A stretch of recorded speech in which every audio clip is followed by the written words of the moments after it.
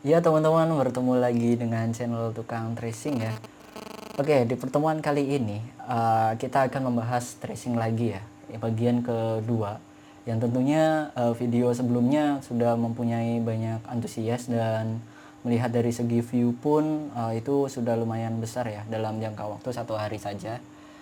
Oke, daripada kita kebanyakan bincang-bincang, langsung saja ya kita buat sebuah tutorial lagi bagaimana cara tracing ya untuk kebutuhan sablon. Nah, namun untuk kali ini aku akan mengingatkan teman-teman subscriber dari Tukang Tracing, silakan share dan bagikan apapun tutorial di channel Tukang Tracing ya.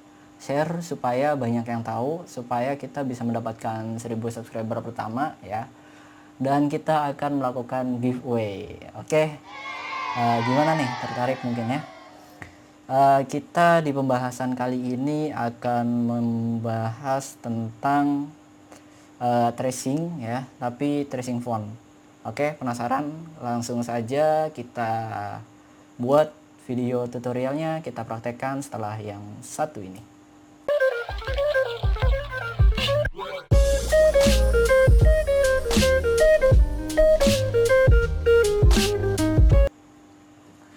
Oke teman-teman, seperti biasa ya. Di sini aku menggunakan CorelDRAW X7 64 bit. Dan teman-teman usahakan menggunakan versi CorelDRAW yang sama ya. Supaya apa? Supaya tidak terlalu beda penempatan tool dan lain sebagainya. Ya, seperti biasa kita pilih new file ya. Settingannya di sini A4 saja atau A3 bebas. Settingannya seperti ini, kita beri nama saja tracing font ya. Oke, setelah sudah seperti ini kita munculkan object manager ya teman-teman, dengan cara masuk ke Windows, Docker, dan pilih object manager. Nah, si object manager ini fungsinya untuk apa? Fungsinya untuk memanage objek-objek yang nanti kita buat pada project di sini. Oke, di sini aku sudah punya satu buah bahan ya. Bahannya itu, nah di sini ada, kita drag saja dan masukkan ke dalam sini. Nah di sini bahannya itu cukup simpel teman-teman. Di sini hanya ada kalimat ya dan sedikit logo ya. Di sini kita bisa lihat teman-teman, ini resolusinya jelek banget. Misalnya kita males nih untuk tracing dan belum tahu cara tracingnya, mungkin cara tercepat adalah quick trace. Tapi apakah bisa menjamin bahwasanya quick trace itu bagus? Kita bisa lihat di sini hasilnya. Nah seperti ini teman-teman, hasilnya kurang bagus. Nah, lantas bagaimana untuk mensiasati hal tersebut? Ya udah, berarti solusinya adalah kita tracing manual. Nah, tema video kita kali ini adalah tracing font secara manual. Oke, tujuannya untuk apa? Ya untuk tadi membuat fontnya itu sama. Kadang soalnya si klien itu suka rewel teman-teman. Jika kita kasih font yang mirip-mirip, biasanya itu akan menolak. Jadi kita tracing saja fontnya secara manual supaya mendapatkan font yang sama ya. Oke, seperti ini pada layer 1 sudah ya. Kita setting juga, kita besarkan seperti ini. Selanjutnya pada layer 1 kita kunci teman-teman. Setelah sudah kunci, kita pilih new layer di sini, klik ya. Dan kita masuk ke B-spline. Nah, untuk B-spline teman-teman ada pada bagian ini ya, di bagian 1, 2, 3, 4 dan kelima. Di tool kelima pada bagian segitiga pojok ini teman-teman klik dan pilih B-spline ya. Nah, seperti ini. Untuk settingannya adalah hairline ya di sininya. Dan untuk line-nya itu kita pakai warna hijau saja supaya apa? Supaya kelihatan ya. Oke, kita langsung saja tracing. Kita akan bermula dengan tracing huruf B ya teman-teman. Nah, caranya bagaimana? Caranya seperti ini. Aku praktekkan dulu aja sekali ya teman-teman. Nah, aku praktekkan sekali.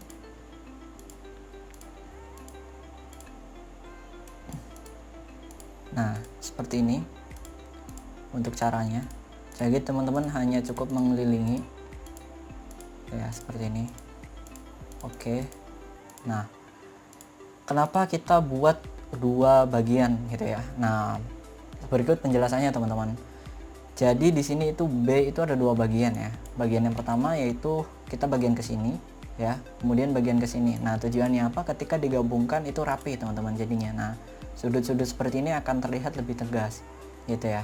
Bedanya dengan cara kita misalnya kita pakainya begini, itu sah-sah saja sih, hanya saja kalau misalkan caranya dari si tukang tracing itu kita memakai cara tadi teman-teman. Kalaupun teman-teman memakai cara ini ya sah-sah saja. Jadi kita buat satu bagian dulu, kemudian kita buat lagi di sininya ya, kemudian kita buat lagi di sininya, itu sah-sah saja sebetulnya. Cuman tingkat kerapihan dan ketegasan itu beda teman-teman, beda dengan pakai cara tadi. Nah terutama bagian garis-garis seperti ini. Oke ya, bisa dipahami caranya seperti itu. Jadi kita analisa dulu si font ini bagiannya ada berapa gitu ya. Nah dan untuk bagian E sama saja, kita hanya menggunakan B-spline saja seperti ini teman-teman. Nah oke, tinggal klik saja. Nah setelah itu masuk seperti ini. Oke, nah dan pada bagian huruf E khususnya, kenapa kita tidak menyambungkan seperti ini ya kan, mungkin itu pertanyaan bagi sebagian orang. Nah karena tujuannya ketika kita smart fill, nah itu akan jadi langsung seperti ini teman-teman.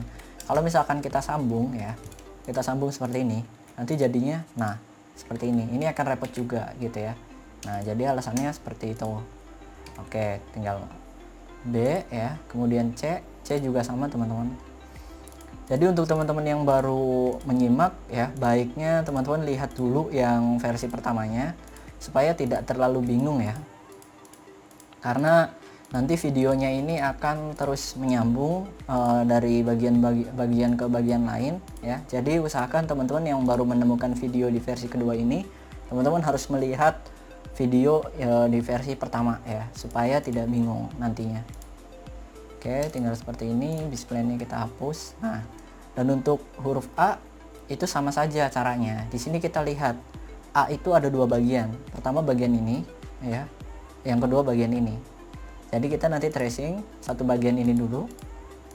Nah, kemudian tracing bagian ini dulu. Nah, setelah itu bagian ini, ya kan? Nah, gitu teman-teman caranya. Jadi untuk tracing sekarang sudah paham ya, celah-celah mengambilnya itu bagaimana. Tapi nanti untuk setiap font itu karakternya beda teman-teman, pasti beda. Font itu setiap font pasti beda ya. Untuk setiap karakternya itu beda-beda teman-teman. Jadi teman-teman harus benar-benar pahami gitu. Nah tinggal di sini dilihat saja kan, untuk huruf-hurufnya kemungkinan besar banyak yang sama seperti E. Nah untuk E nanti tinggal copy paste aja teman-teman, copy paste ya seperti ini. Bagian C juga sama, tinggal copy paste diposisikan. Nah dan untuk menggeser usahakan teman-teman gunakan shift ya supaya bisa lurus. Nah kita misalkan geser nggak pakai shift, nah itu kemungkinan begini ya, ada pergeseran yang nggak jelas. Kalau kita menggunakan shift copy paste, shift kita tekan shift nih pada keyboard ya, nanti akan seperti ini jadinya. Nah lurus. Nanti untuk nekannya itu secara bersamaan teman-teman, jadi copy paste, shift sama gesernya bersamaan, klik gitu seperti ini. Oke. Untuk bagian huruf C sudah, kita tinggal copy paste saja. Dan untuk bagian U ya, kita buat lagi sama tekniknya seperti huruf A ya. Di sini ada dua bagian. Nah seperti ini teman-teman. Nah di sini ada dua bagian kan. Oke, sip lah. Nah tinggal kita jadikan satu, tinggal kita warnai lagi seperti ini. Nah itu adalah teknik dasarnya. Nanti teman-teman bisa praktekkan ke font-font yang lain gitu ya. X juga sama teman-teman, caranya seperti tadi ya. Kita menggunakan smart fill. Nah kita keliling aja seperti ini. Awalnya pakai B-spline, kemudian kita pakai smart fill. Nah kita tembak satu persatu dan kita hapus, kita gabungkan menggunakan weld. Nah akan jadi seperti ini. Tinggal bagian E juga sama, sudah ada dibuat tadi ya. Tinggal bagian O. Oke, kita buat. Nah, sebetulnya kuncinya ada di B-spline teman-teman. Jadi misalkan teman-teman sudah memahami betul ya fungsi dari B-spline-nya, kemungkinan besar akan lancar gitu ya untuk tracing bentuk-bentuk seperti apapun. Nah misalkan bentuk font gitu kan begini, enak gitu. tinggal tracing. T belum ada, tinggal kita fokuskan yang udah ada aja dulu, seperti huruf O gitu ya, ini udah ada. Terus apa lagi nih, kita coba beri warna hijau saja dulu. Because ya, bagian U kita bisa copy paste lagi, kemudian nggak ada lagi ya. N ini ada. Nah, jadi bisa mungkin teman-teman harus melihat huruf-huruf apa saja yang dipakai dalam desainnya ya gitu. Jadi jangan sampai nanti kerja 2 kali, kan ribet juga gitu ya. Kerja 2 kali, satu font sudah di tracing, ternyata ada huruf yang sama di tracing lagi, itu buang-buang waktu ya teman-teman. Jadi bisa dianalisa aja bagian huruf-huruf yang sama ya, tinggal di copy paste aja gitu ya. Oke, connecting. Nah, kita buat. Setelah itu udah bagian T udah, G juga sama, mempunyai 2 bagian ya. Nah, seperti itu teman-teman caranya. Jadi bagian pertama, terus bagian kedua. Nah, nanti setelah ini kita akan melihat ya perbandingan dari hasil tracing kita ya, sebelum dan sesudahnya gitu ya. Kita akan coba bandingkan. Nanti dulu hasilnya. F belum ada, because connecting. R belum ada, belum ada ya, R sama Y ini belum ada. Nah, nanti bisa disimak teman-teman caranya seperti ini ya. Nah, gitu.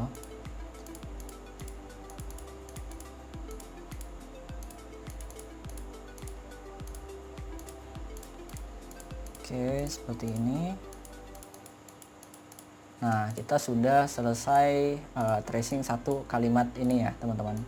Nanti tinggal digabung-gabungan saja. Seperti ini, kita beri warna hijau dan kita grup ya, satu persatu.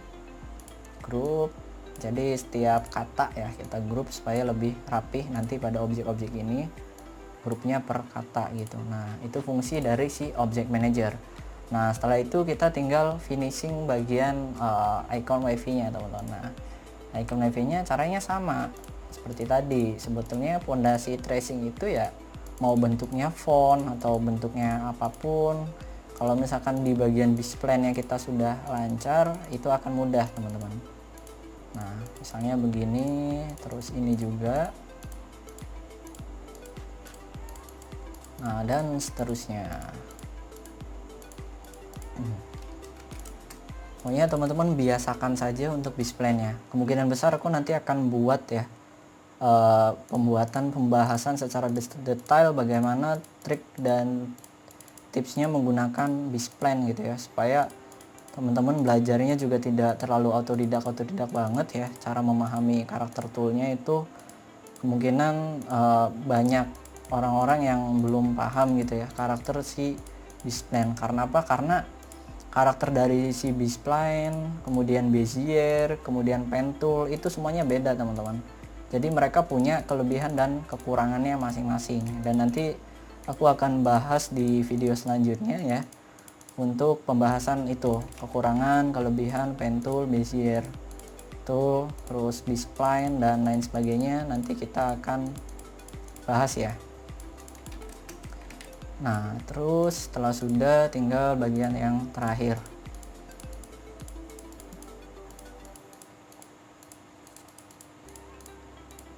Nah, seperti ini.